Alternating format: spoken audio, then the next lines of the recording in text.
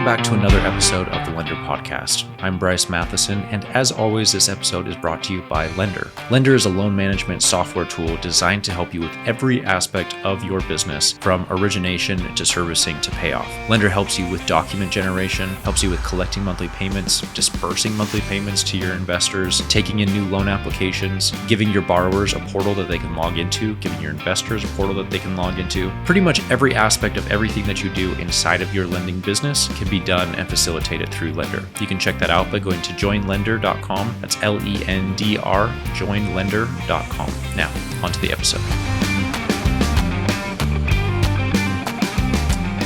These might be some of my favorite podcast episodes because I get to share everything that I learned at the HMB Mastermind that I went to in Charleston last week, which is just, it's like drinking from a fire hydrant, right? Like, it is just information overload. It's incredible, but they stick you in a room with 40 or 50 other private lenders, and everybody gets a chance just to like talk and share. And it's just so good, so powerful, but incredibly, I'm just trying to like grasp all the different things and the tidbits of wisdom and information. And so it's really overwhelming. So anyway, let me kind of back up a little bit. So I went to the HMB Mastermind in Tampa 6 months ago in November for the very first time, and it was incredible. And so I got to go back to this one. They do one every 6 months or so. And it's, like I said, it's incredible. It is just so powerful being in this room with like-minded individuals who are dedicated and committed to really leveling up their private lending business and just taking all these like tidbits of wisdom. So it was kind of a interesting, at least travel-wise, it was difficult for me to actually get there. As you know, in past episodes, we talked about how my wife and I recently moved to Arizona from Idaho. And so my wife and I really don't have a lot of like babysitters or family help. In fact, we don't have any family here in Arizona. And so anytime my wife and I are both going to be out of town, we have to do kind of this weird like juggling act. So I have a good friend who, it was his birthday and he was doing a trip in Vegas. And so what we ended up doing was my wife wanted to come along, which of course it's obviously more fun when your spouse is there. She wanted to come along, but like I said, we don't have any babysitters or anyone to watch the kids. So what we did was my wife booked a one-way ticket from Arizona to Idaho so that she could drop the kids off at her parents' house. So she flew to Idaho, and then she booked another one-way ticket from Idaho to Las Vegas. I booked a one-way ticket from Arizona to Las Vegas, and then we spent, I think, 3 or 4 days in Vegas, just having a great time, hanging out, going and saw a couple shows. I think I was up like $1,200 blackjack, so I'm pretty happy with that. And it was a great time. So anyway, I left right from Vegas to Charleston. So I booked another flight from Vegas to Charleston. But the problem is that there was like some sort of weather incident. I don't know. There were all sorts of like issues with delays and people missing their connections and stuff like that. So I was supposed to actually arrive a day earlier, but I ended up getting rerouted to DC, and I had to spend the night there, and then I got another flight from DC to Charleston. Anyway, we finally made it, but I do feel like traveling has a little bit, I don't know, it affects me more. I don't know if maybe just my body doesn't like it. I don't know. The pressure, I don't know what it is, but I typically like to get wherever I'm going at least a day earlier just so I can kind of chill and relax, get acclimated, kind of get over some motion sickness and whatever, and then get ready for the day. So I was a little bit I don't know, maybe frazzled. I don't know if that's the right word, but I got there just a little bit later than I had hoped to Charleston. But this time we also had my business partner, Quinn. He came to the mastermind event as well. That was awesome. It was good for him to meet everybody. Anyway, had a great time. So the very first night, there's typically a happy hour for the event. Right across the street from the hotel was this really cool rooftop bar. And so everyone the night before, some people kind of got in late, so they didn't make it, but most people were there. Just good food, drinks, hanging out, talking, chatting, meeting everybody. Really good to just rub shoulders with people where it's less focused on lending and just kind of this like camaraderie, get to know everybody. Really, really cool. So like I said, I got to see everybody that I met the first time around, tried to get everybody introduced to Quinn and let him know what's going on with that. And then the next day, Wednesday morning from like 9 until 5, it was just, again, information overload. So Wednesday, Thursday, we hit it hard. Every member of the mastermind has a 30-ish minute time slot to talk about whatever you really want to talk about in your business. And typically the format that people follow are brag, share, ask. So the cool thing is, like I said, the people in this room are doing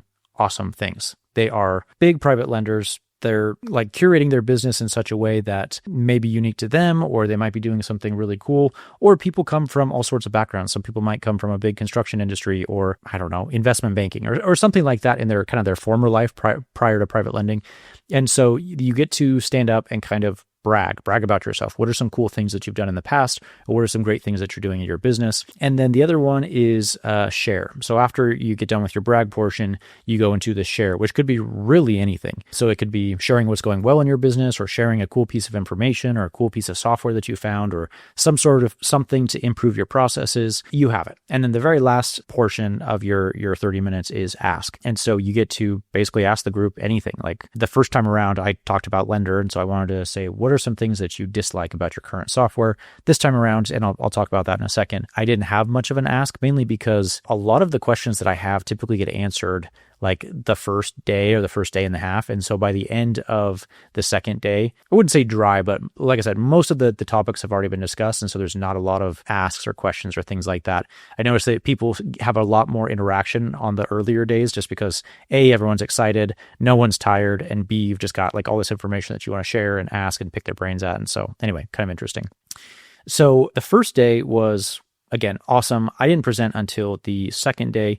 And again, I'll talk about that in just a second. And then the last day is pretty much everyone's going home. And usually there's a golf day if you're a golfer, which I'm not a great golfer, but I like to golf. And so Friday we had planned to go golfing, but there were some issues with weather and booking tee times, and it was kind of a big ordeal anyway. So that didn't actually end up happening, which is a bummer, because then I loved my clubs all the way from Arizona to Vegas to DC to Charleston and then back to Arizona, and I didn't even get to play around. So that's, neither here nor there. So that's kind of the format, and then really you separate, and that's about it. But like I said, the mastermind is so great.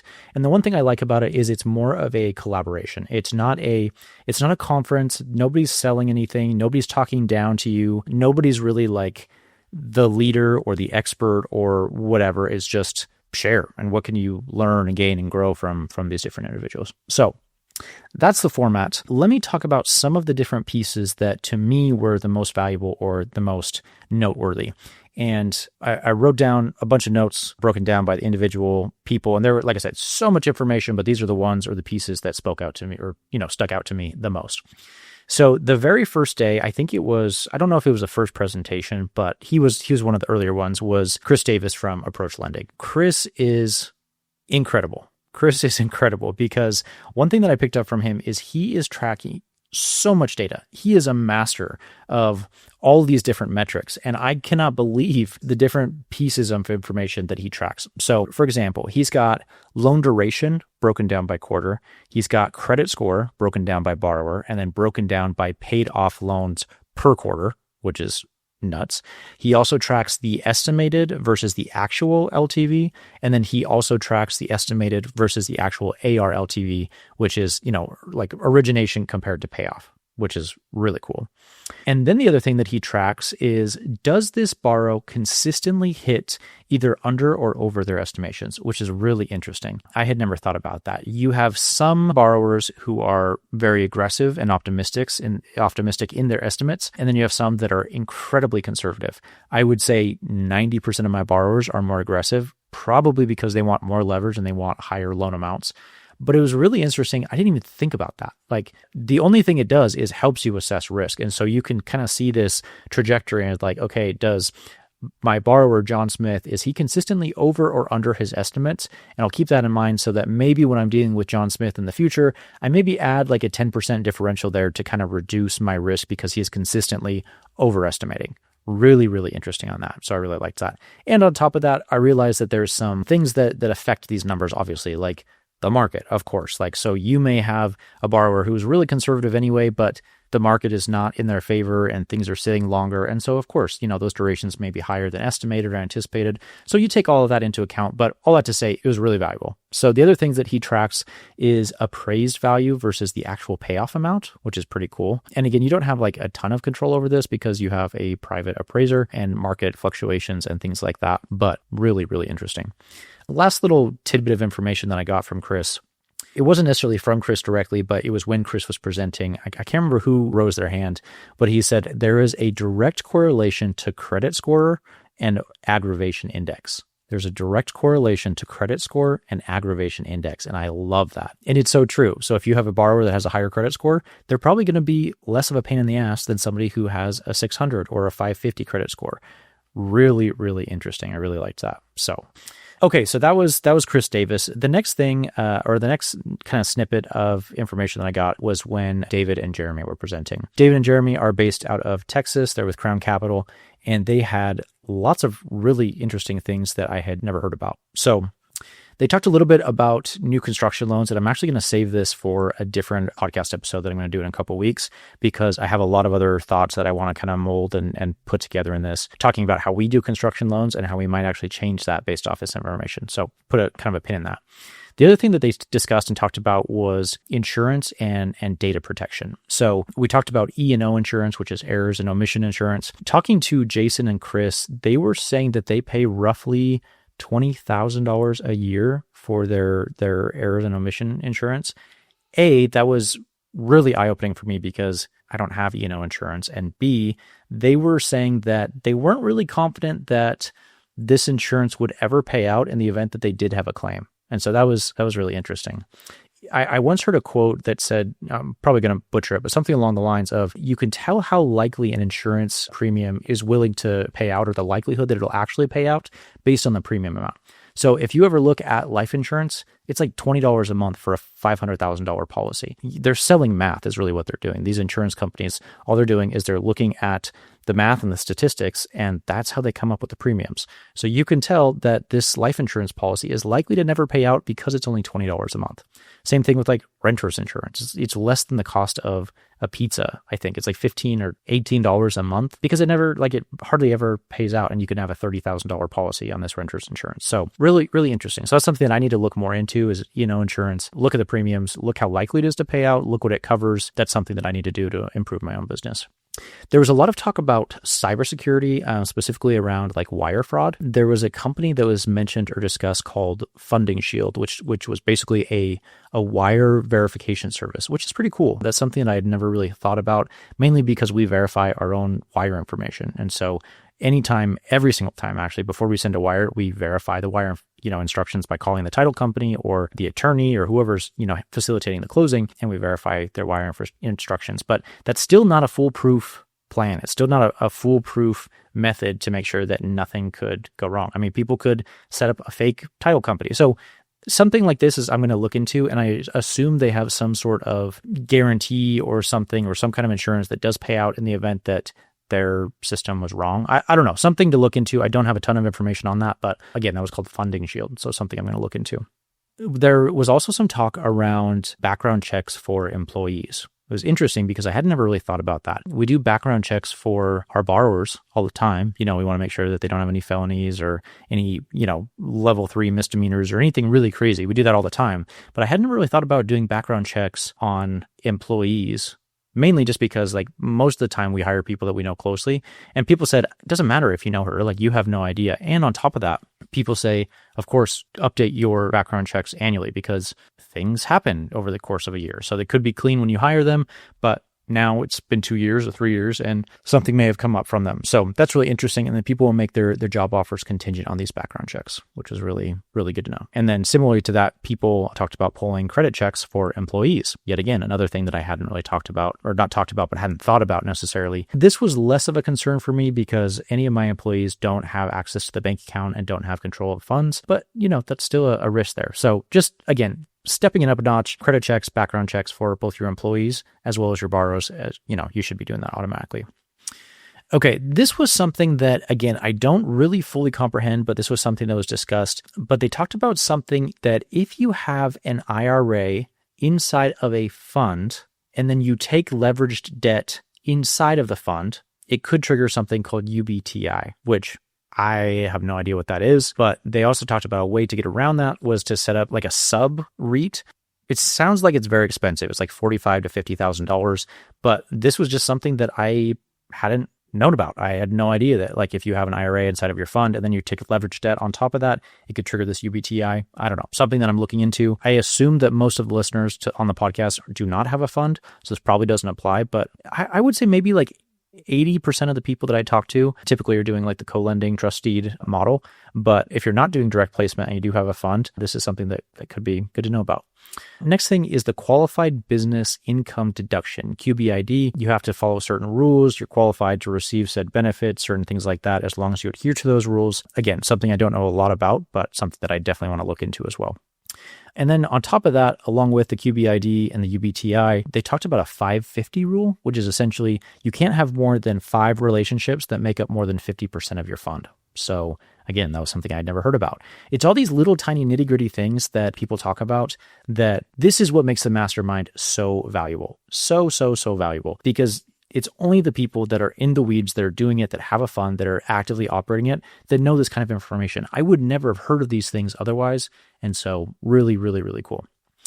Okay, next thing we talked about, and this is still all under David and Jeremy, like there was so much information here, was talking about forced place insurance. So typically when you have a borrower and their insurance policy fails, you have to purchase forced place insurance if they're not willing to buy insurance. Now, of course, the way that we do it in the past or have done in the past is either A, we will go and get a policy that covers that in their laps, or B, we will just pay for that policy for them with their existing provider. So let's say they're with USAA or, whoever have you. We would just step in, we would pay for that policy so that the insurance doesn't lapse.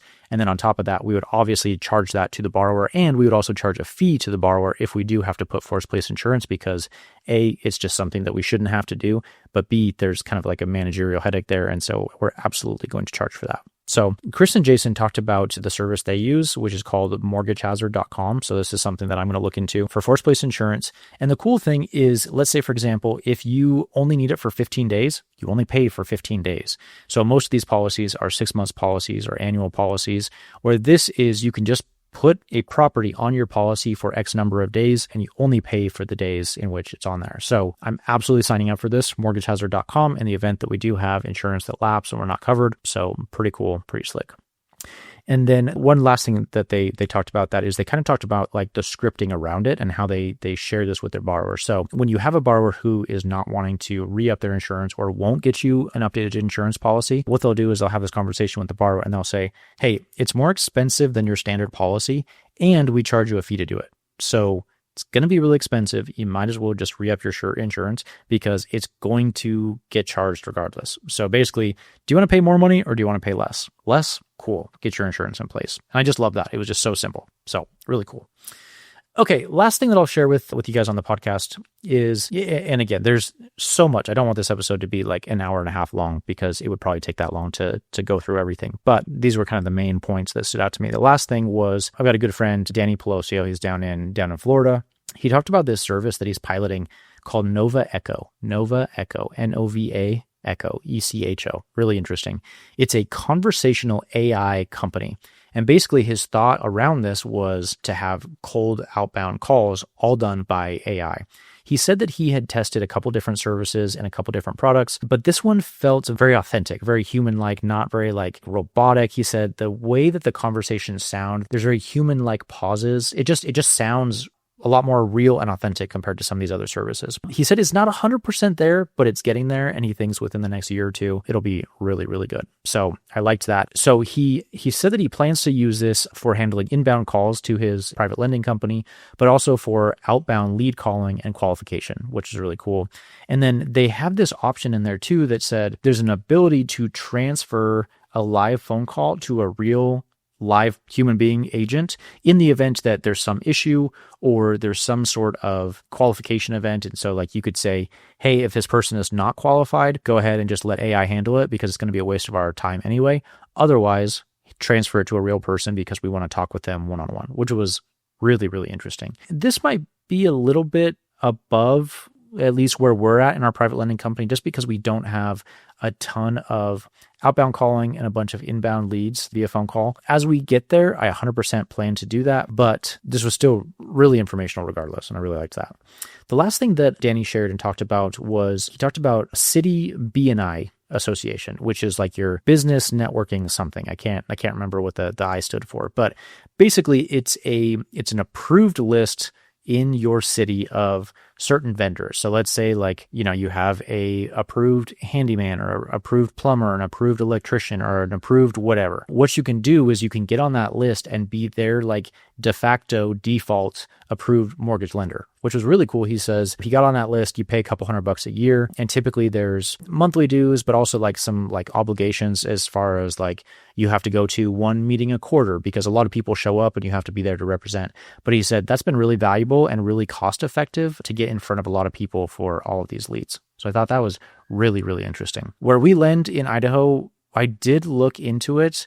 The problem for us, at least, is that we are long distance. We lend in Idaho, but we live in Arizona. I wouldn't be able to make those meetings because you do have to be present and in person to be able to do that. I don't think that's a problem for most of the listeners here, but just something I thought about because it was a couple $100. And again, if you could be listed on the website as the default mortgage lender, that's going to drive a ton of business to your private lending company.